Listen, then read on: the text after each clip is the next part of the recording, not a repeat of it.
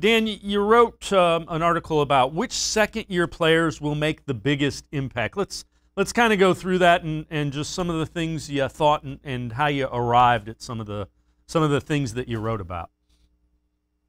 I thought Grant Delpit was an easy brainer or a no-brainer, number one there at safety, considering what his role was going to be last year before he got hurt.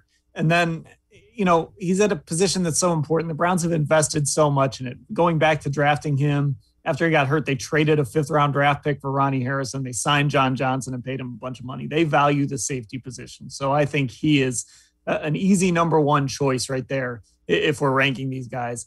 And then I put Jedrick Wills number 2. And when I originally wrote it, I had him lower. And I thought, wait a second, this is the left tackle, the guy protecting Baker Mayfield's blind side.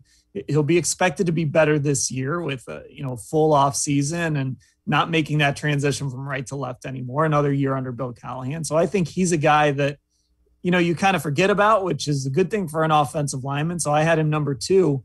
And then number 3, I went with Jacob Phillips. There were a number of guys here that you really could have put, a Jordan Elliott or Harrison Bryant, but I think Jacob Phillips is going to have something to say in that linebacker battle. And I think he'll get on the field, and he's versatile. He's a little bigger than he's in the 230s weight wise, so he can play the middle if he wants, but he's athletic enough to play on the outside.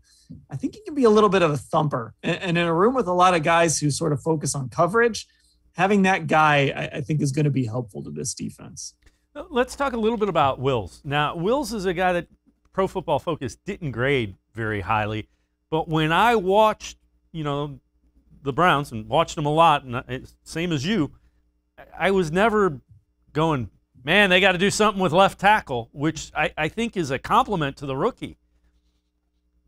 I think that was the biggest thing. You didn't come away from last year thinking they blew that pick. You came away thinking that there's still a chance this guy could really develop into a franchise left tackle. And, I'm not one to know all the nuances of the position and what a guy is supposed to do on every single play. But I was surprised how low PFF graded him, because the bottom line is he came in, made the move from right to left, and he did what he was supposed to do. And there were certainly some plays where, could he have done a better job? Of course. But as long as he stabilized that position last year and now just gets better and better as he goes along in his career, I think they got exactly what they needed out of Jedrick Wills last year. And I think the upside is still there.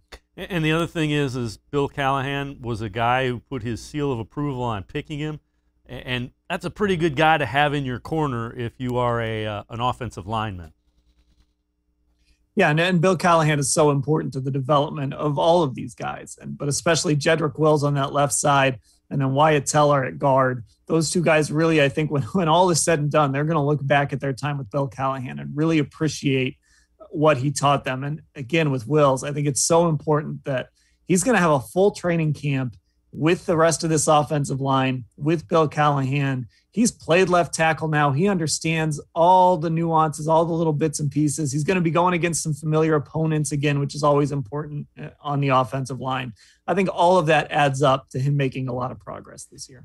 So number 4 on your list, you had Donovan Peoples-Jones. Again, it was second-year players that will make the biggest impact. What did you think about Donovan Peoples-Jones? He's a tough one, and it kind of goes with what we talked about earlier about how many, can they keep all the receivers happy? Do they have too many receivers? And I don't know specifically what Donovan Peoples-Jones' role will be, but when I look at that receiver room, I don't see a lot of guys who are 6'3", 215, 220 pounds. He's a little bit bigger, but he's still got that ability to get downfield. I think Baker Mayfield trusts him, which is really important. I think Baker Mayfield is a big trust quarterback. It's why Rashard Higgins and Jarvis Landry are so successful with him. I think Peoples-Jones will have a role in this receiver room, and it might be a little bigger than people expect, because I do think that we're going to see more receivers on the field, and I think there's going to be opportunities for him. I just don't know exactly what that's going to look like. But look, he had something like 14 catches last year, but you don't have to rack your brain very hard to remember 3 or 4 of them. And that tells me this is a guy that can make an impact. And again, a late-round pick that showed up in his rookie year. Harrison Bryant is the next guy that you had on that list. And he's an intriguing guy. He is, and he struggled in the second half last year, and I feel like David Njoku might have passed him a little bit in the second half, but that's okay. Tight end is a tough position for a rookie. He was a 4th-round pick. it's not going to be easy. It's not like this guy was the number 10 pick in the draft and comes in with that pedigree. It takes time for these players to develop. A group of 5 guy. I want to see how he bounces back. He had some fumbles in the second half last year. I do think he lost a little bit of that trust from the coaching staff and maybe a little bit from the quarterback, but he can get it back. And again, here's a guy who another offseason, knowing the system, knowing what his role is going to be, it's going to be important for him. So you also had Jordan Elliott and Nick Harris on that list.